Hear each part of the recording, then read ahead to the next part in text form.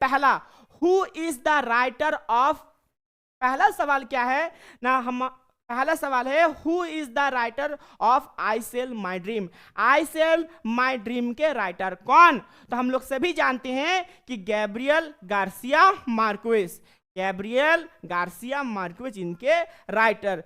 चलिए आगे की ओर बढ़ते हैं। When did the Gabriel Garcia Marquez receive the Nobel Prize? ना हमारे गैब्रियल गार्सिया मार्क्वेज को कब नोबेल प्राइज मिला? किस साल में उनको नोबेल प्राइज प्राप्त हुआ? किस साल उनको नोबेल प्राइज प्राप्त हुआ? तो इसका सही जवाब क्या होगा ना, इसका सही जवाब होगा ए। इसका सही जवाब क्या होगा? ए।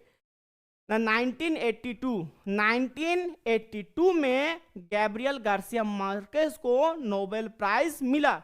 चलिए आगे की ओर बढ़ते हैं। नेक्स्ट सवाल ना, क्वेश्चन नंबर 3 क्या है? क्वेश्चन नंबर 3 ना, Gabriel Garcia Marquez was from, हमारे गैब्रियल गार्सिया मार्क्वेज कहाँ से थे ना, कहाँ के थे ना, हमारे होंगे ये लैटिन अमेरिका, दक्षिण अमेरिका, लातिन अमेरिका से ये बिलोंग करते थे।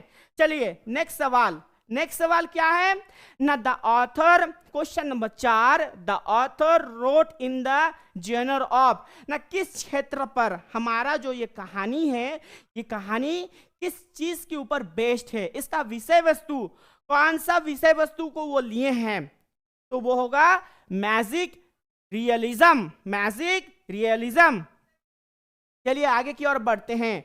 इन which country does the story begin, किस कहानी, ये जो कहानी की शुरुआत, ये कहानी की शुरुआत कहां पर हो रही है, किस कंट्री पर हो रही है ना, इसका आंसर होगा क्यूबा, क्यूबा बोल करके। और कौन सा कंटिनेंट ना, साउथ अमेरिका। नेक्स्ट सवाल, अगले सवाल की ओर हम लोग बढ़ते हैं। The narrator was having breakfast on the terrace of, कहाँ की टेरेस के ऊपर, कहाँ की किस जगह पर बैठ करके वो अपना ब्रेकफास्ट कर रहे थे? तो ये होगा Havana Riviera hotel, option A question number 6 का।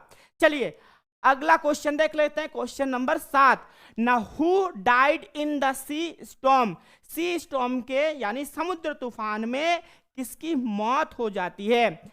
नरेटर पाब्लो नेरुडा, फ्रॉफिडा या फिर फ्रॉफिडास ब्रदर? तो सही उत्तर होगा फ्रॉफिडा का, ऑप्शन सी। चलिए आगे की ओर हम लोग बढ़ते हैं। How was the dead body identify, किस तरह से इस जो शवदेह यानी लाश थी, इस लाश का पहचान कैसे हुआ, इस लाश का पहचान किस तरह से हुआ? तो इसका सही जवाब होगा बाय सार्पेंटाइन रिंग, बाय सार्पेंटाइन रिंग ना, सांप की शेप के रूप में, सांप की शेप के रूप में बना हुआ अंगूठी से पता चला कि इस लाश किसका है, ये लाश किसका है। चलिए आगे की ओर बढ़ते हैं।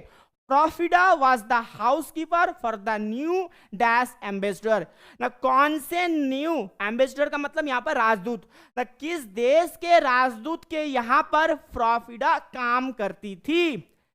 तो इसका सही जवाब क्या होगा ना, पोर्तुगीज ना, पुर्तगाली एम्बेसडर जो हवाना में अभी आए हैं उनके यहाँ फ्रॉफिडा काम करती है।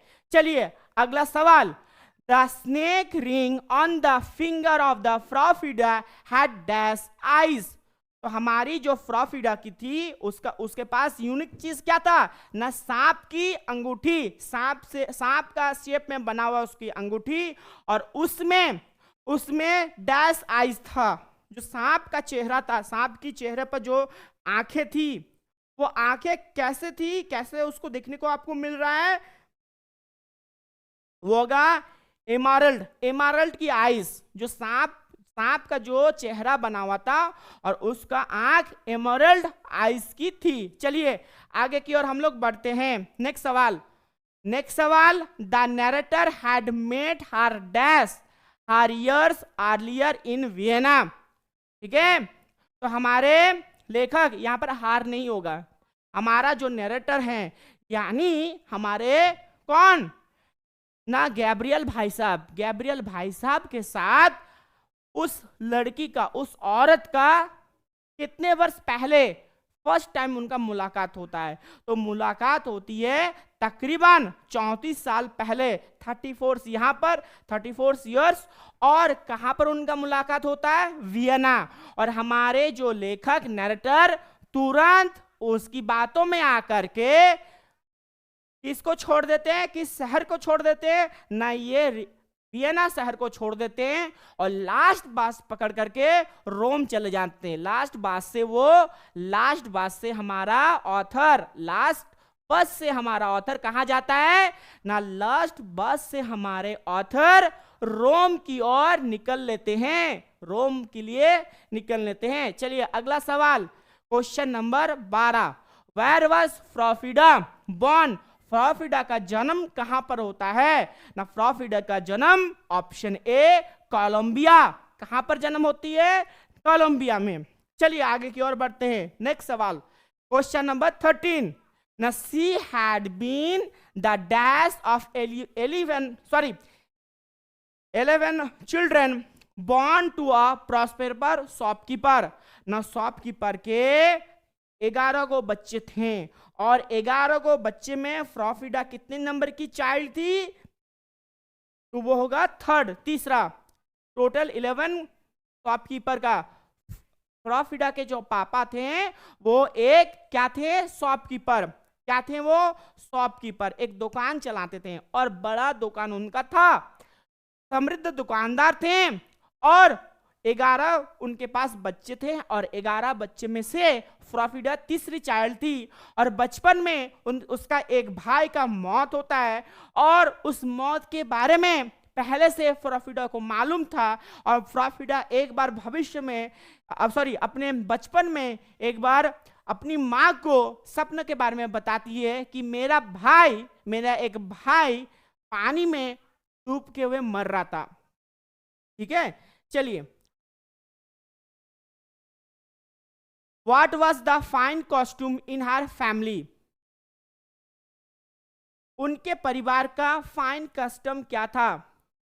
कि उस परिवार के बारे में किस बात का प्रसिद्धि न बाकी जो उनके आसपास के लोग थे, उस परिवार के बारे में किस बात को लेकर के प्रसिद्ध थी? ना, ये परिवार शुरुआती से ही, ना फ्रॉफिडा के परिवार शुरुआती से ही भविष्य के बारे में बताते थे। इनका जनरेशन वाइज जनरेशन ये भविष्य के बारे में बताते थे।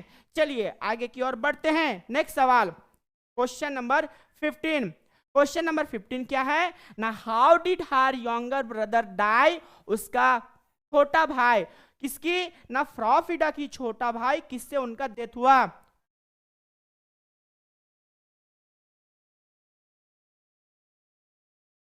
चलिए इसका क्या होगा? 15 वाला। ना, 15 वाला का सही जवाब होगा B, choked on a piece of caramel. ना, कैरामेल खाने के चक्कर पर और उसके गला में फंस करके, कैरामेल का एक छोटा सा टुकड़ा फंस करके उसका मौत होती है। चलिए आगे की ओर हम लोग बढ़ते हैं।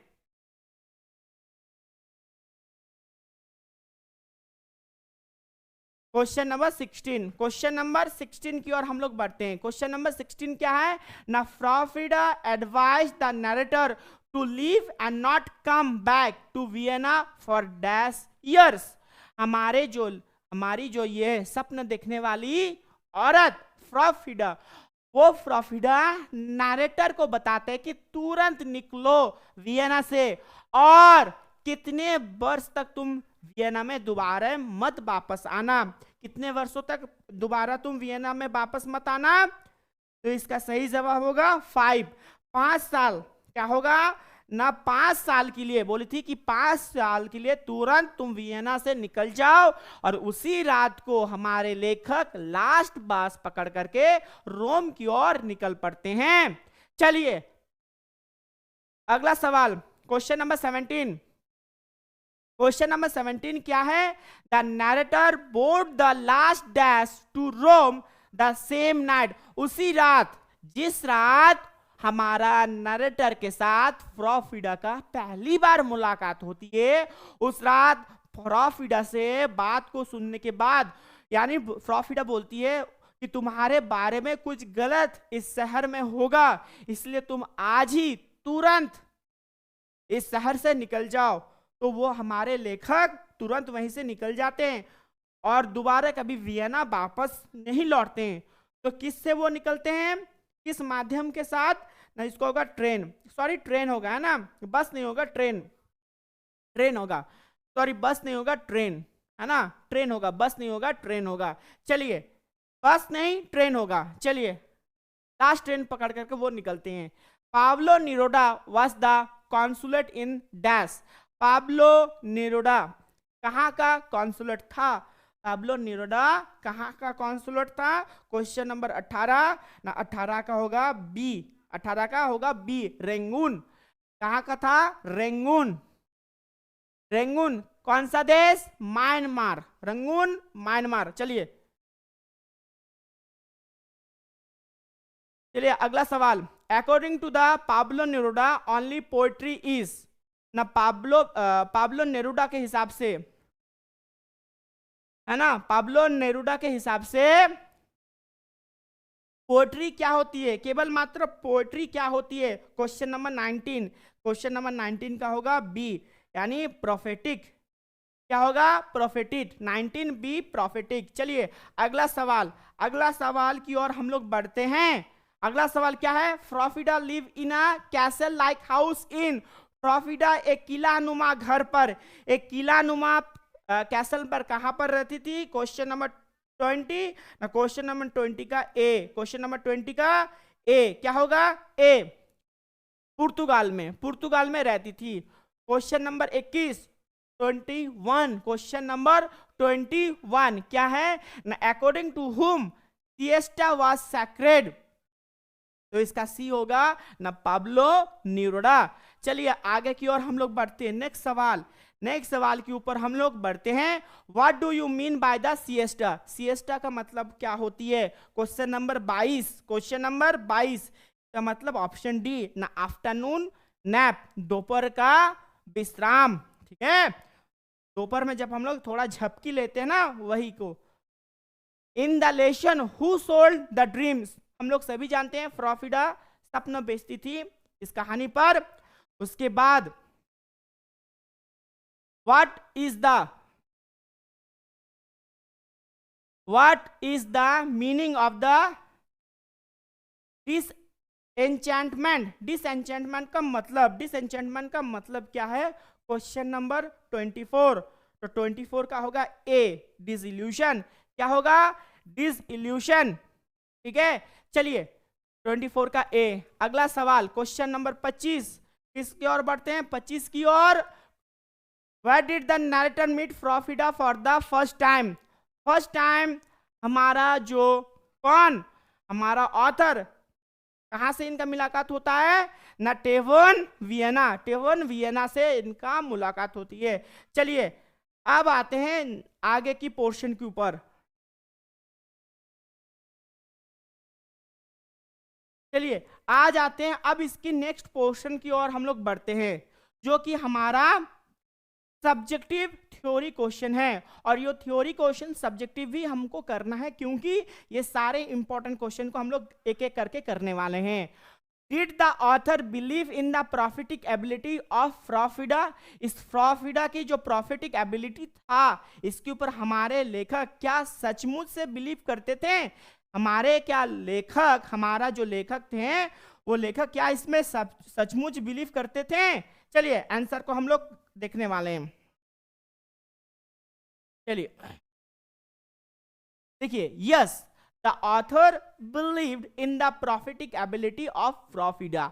हाँ, हमारा जो लेखक थे, हमारा जो लेखक हैं, फ्रॉफिडा की जो एबिलिटी है, प्रॉफिटिक एबिलिटी यानी भविष्य के बारे में बताने की उस क्षमता है इसकी, और भविष्यवाणी के ऊपर हमारे फ्रॉफिडा की जो दक्षता थी, उसका स्किल था, इसके ऊपर हमारे लेखक का विश्वास था पूर्ण तरीके से। वन नाइट, क्यों विश्वास था देखिएगा, वन नाइट, एक रात, ठीक है, देखिए one night Frau Frida whisper to the author, एक रात फ्रॉफिडा हमारे लेखक को धीरे धीरे बोली। क्या बोली? She had dreamed about him and live, क्या बोली कि तुम आपके बारे में एक मैंने स्वप्न देखे, आपके बारे में मैं एक स्वप्न देखी हूं। और क्या स्वप्न है कि he should live Vienna for at least 5 years, कि तुम्हें वियना को छोड़ देना चाहिए तकरीबन 5 सालों के लिए।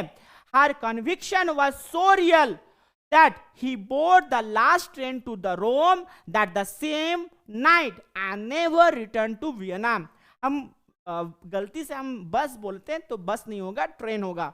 तो उस रात में अंतिम ट्रेन को हमारा लेखक पकड़ते हैं और उसकी बातों में इतनी दम था। किसकी बातों? ना प्रोफिडा की बातों में। वो हमारे ऑथर को मना लिए कि उस रात ही को वियना से आप निकल जाइए। He consider himself as a survivor of some catastrophe he had never experience. तो ये अपने आप से बचा लेते हैं एक दुर्घटना से, कुछ दुर्घटना से अपने आप को बचाते हैं प्रोफिडा की बात को मानकर। चलिए आगे की ओर हम लोग बढ़ते हैं। नेक्स्ट सवाल क्या है? Why did the author leave Vienna never to return again? ना क्यों हमारे ऑथर वियना को छोड़ के गए और दोबारा वो वियना में वापस नहीं आए। ना the author left Vienna and decide never to return again. हमारे जो ऑथर हैं ये वियना को छोड़ दिए और दोबारा प्रण लिए कि दोबारा वो वियना में बिल्कुल वापस नहीं आएंगे। कारण ना प्रोफिडा विस्पर्ड इन हिज ईयर्स, ना प्रोफिडा उनकी कानों पर धीरे धीरे बताई थी। क्या बताई थी? ना ही शुड लिव वियना, उसको अभी फौरन वियना को छोड़ देना चाहिए। सी ड्रीम्ड दैट, ना वो क्या सपना देखी? कौन? ना प्रोफिडा क्या सपना देखी? There was some danger for the author. नहीं, यहां पर यानी वियना पर हमारे लेखक के लिए हमारा लेखक के लिए कुछ इंतजार कर रहा है। क्या इंतजार कर रहा है? ना आने वाला danger. And he should not return to Vienna before 5 years, और तकरीबन 5 साल के पहले तक वो दोबारा वियना वापस ना आए। The author believes in Frau Frida's prophetic ability, और इस तरह से प्रोफिडा की जो प्रॉफिटिक एबिलिटी थी इसके ऊपर हमारे ऑथर पूर्ण तरीके से विश्वास कर लेते हैं। चलिए आगे की ओर हम लोग बढ़ते हैं। How did the Pablo Neruda know that somebody behind him was looking at him? ना एक कैफे पर जब पाब्लो नेरुडा और हमारे ऑथर का पाब्लो नेरुडा कौन? ना दोस्त। ना पाब्लो नेरुडा एक कैफे में एक रेस्टोरेंट पर बैठकर गप्पे मार रहे हैं अपने दोस्तों के साथ। अपना कौन दोस्त? ना अपना ऑथर। जब गप्पे मारे पाब्लो नेरुडा का एहसास हुआ कि कोई व्यक्ति पीछे से लगातार पाब्लो नेरुदा जैसे बैठे हैं उनके पीछे में कोई व्यक्ति है, कोई इंसान है कि लगातार उनको घूरे जा रहे हैं। तो कैसे पाब्लो नेरुदा को मालूम चला? इन द होटल, उस होटल कार्वेलियरस जो होटल थी, Freda was also present just 3 tables away from Pablo Neruda. तो पाब्लो नेरुदा जहां पर बैठ करके गप्पे मार रहे थे उस टेबल से तकरीबन 3 टेबल छोड़ करके प्रोफिडा वहीं पर, वो जो औरत प्रोफेसी करने वाली औरत वहीं पर प्रेजेंट थी।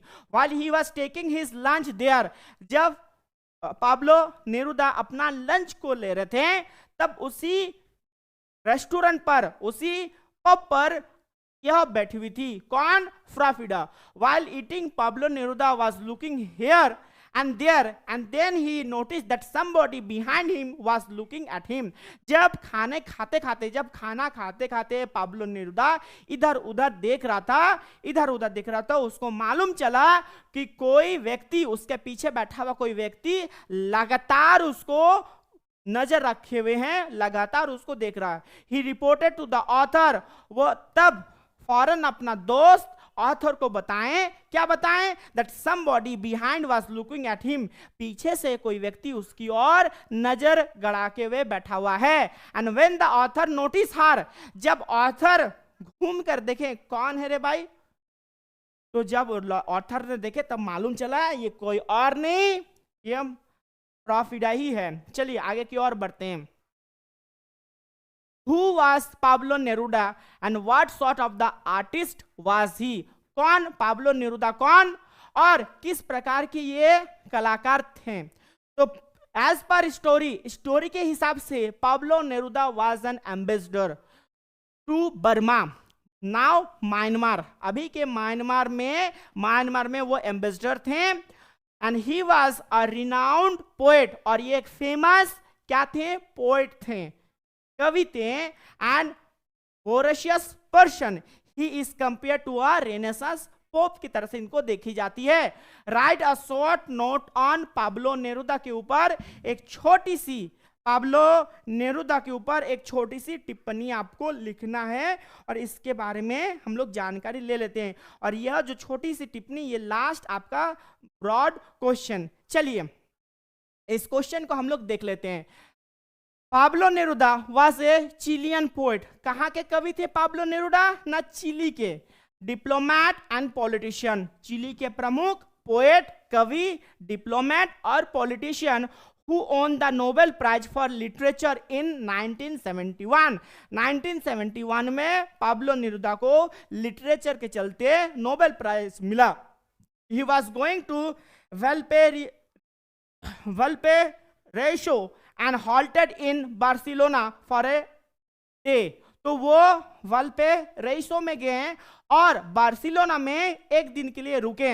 The author join him there, और बार्सिलोना में ही ऑथर किसके साथ ज्वाइन करते हैं? हमारा जो ऑथर है यानी गैब्रियल भाई साहब के साथ अपनी दोस्त नेरुदा के साथ मुलाकात होता है। Neruda was both gluttonous and refined like a Renaissance pope. He hunted for a rare books at a second hand book stores. तो वो हमेशा क्या ढूंढते हैं ना, कुछ रेयर किताबों, कुछ ऐसे दुर्लभ किताबों के और वो ढूंढते थे जहां पर सेकंड हैंड बुक्स मिल जाए। He bought a very costly old dried volume of a book, और इसी क्रम में उनको एक बहुत ही पुराना, कीमती, है ना, और टूटा फूटा एक उनको बुक मिला। He had a childlike curiosity, तो एक जैसे छोटे से बच्चे के ऊपर, एक छोटे से बच्चे के पास जिस तरह से किसी भी चीज को जानने की ललक होती है, वो ही ललक हमारा ऑथर के दोस्त पाब्लो नेरुदा के पास था। In the inner working of the everything he saw, हर चीज वो उनको देख रहे हैं, हर चीज जो उनको नजर आता, तो वो चीज को एक छोटे से बच्चे की तरह जानने के लिए हमेशा उत्सुक रहते थे।